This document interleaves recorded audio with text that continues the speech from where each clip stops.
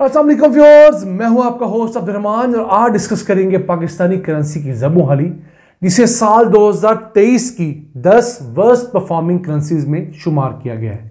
यानी ऐसी करेंसीज जिन्होंने सबसे बुरी परफॉर्मेंस दी है, उन 10 में से पाकिस्तानी करेंसी 8वें नंबर पे आती है। किस तरह?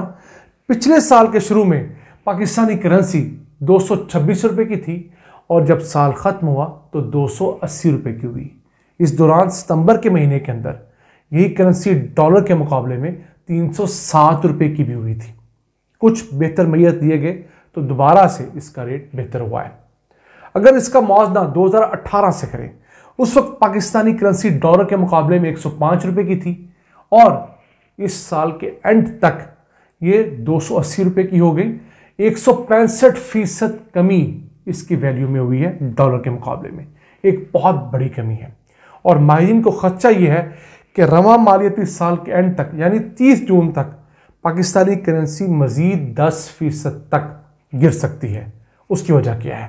फिलहाल तो निगरान हुकूमत और इससे पहले पीडीएम हुकूमत ने पाकिस्तानी इंपोर्ट्स को बहुत ज़्यादा सख्ती से रोक कर अपने खसारे कम किए हुए हैं, लेकिन अब हमारे सर पर IMF की 2 तलवारें लटक रही हैं।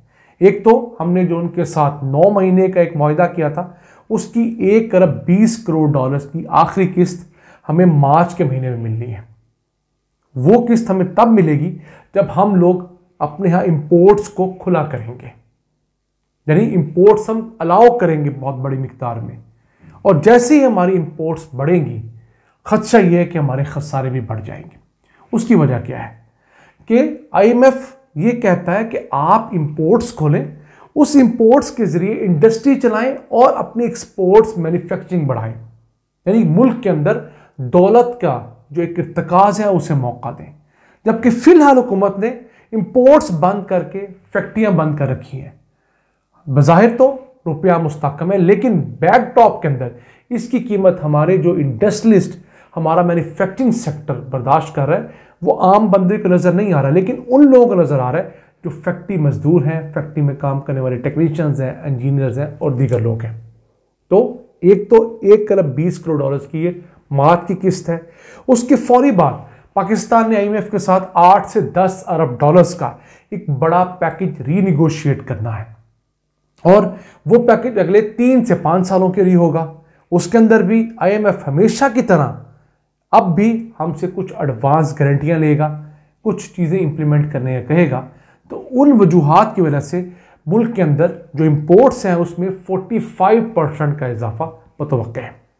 जैसे ही वो इजाफा होगा तो फिलहाल हमारा जो एक करंट अकाउंट डेफिसिट 1 अरब डॉलर का था 7 माह के दौरान, खदशा ही है कि अगले 5 माह के दौरान बढ़कर ये 6 अरब डॉलर तक पहुंच सकता है।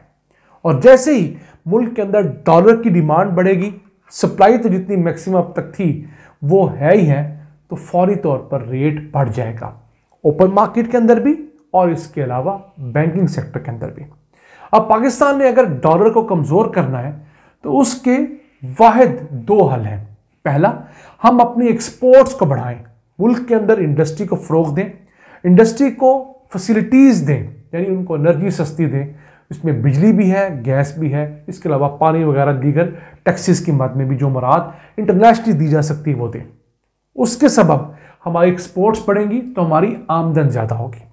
उस आमदन से क्या होगा कि हम लोग अपने बहुत सारे खर्चे अपनी आमदन से पूरे कर सकेंगे, ना कि मज़ीद कर्जे लेकर। और दूसरा, रेमिटेंसेस को हम मैक्सिमम लीगल चैनल से चैनलाइज करें।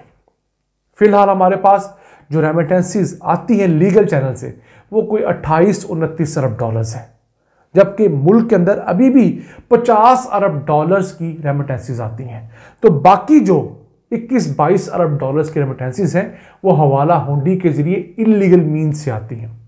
तो अगर हुकूमत पाकिस्तान उन हवाला हुंडी वालों पर रिसर्च करे कि वो कौन कौन सी फैसिलिटीज़ दे रहे हैं और वो क्या रेट ऑफर करते हैं, उनको किसी हद तक हम लोग अगर कूप अप कर लें तो चले 20-21 अरब डॉलर ना सही, हम 10 अरब डॉलर्स भी मजीद लीगल चैनल से लाने में कामयाब हो जाएं तो पाकिस्तान के खसारे बहुत हद तक कम किए जा सकते हैं।